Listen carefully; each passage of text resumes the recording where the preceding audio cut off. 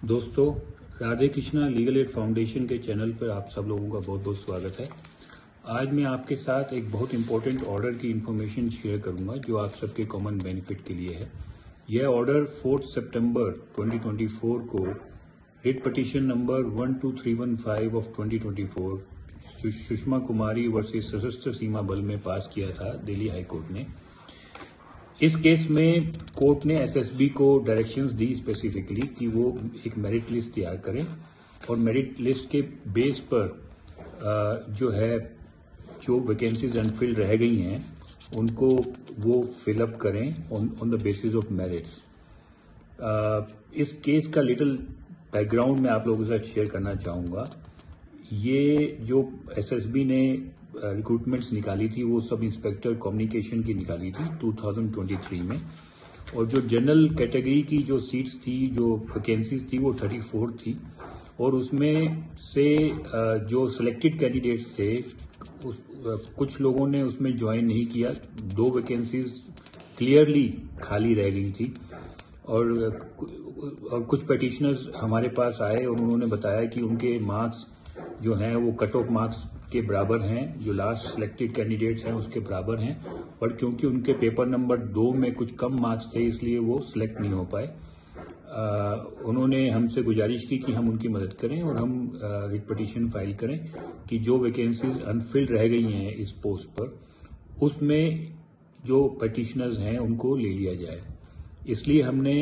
ऐसा ही केस हमने पहले भी किया था, आशीष एंड अदर्स वर्सेस सशस्त्र सीमा बल,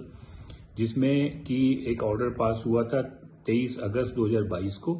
और दिल्ली हाई कोर्ट ने ये कहा था कि जो वैकेंसीज अनफिल्ड रह गई हैं उनको फिलअप किया जाए with the next in line candidates, जो मेरिट के हिसाब से उनको भरा जाए।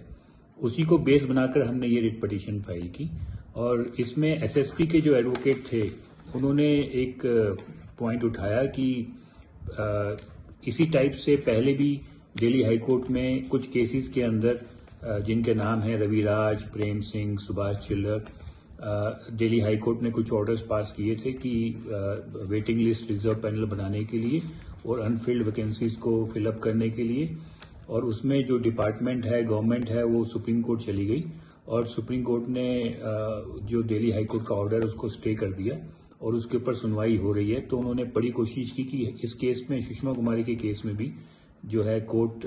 कोई ऑर्डर ना पास करे, और सुप्रीम कोर्ट ने क्योंकि उसमें संज्ञान लिया हुआ है तो इसलिए वो इसमें कोई दखल अंदाजी ना करें। बट दिल्ली हाई कोर्ट की बेंच ने, जो रिस्पेक्टिव बेंच है, उन्होंने कहा कि नहीं, ये केस आशीष के केस से कवर्ड है, इसलिए जो है वो इसमें ऑर्डर पास कर सकते हैं। रविराज का जो केस है सुप्रीम कोर्ट में वो थोड़ा अलग है,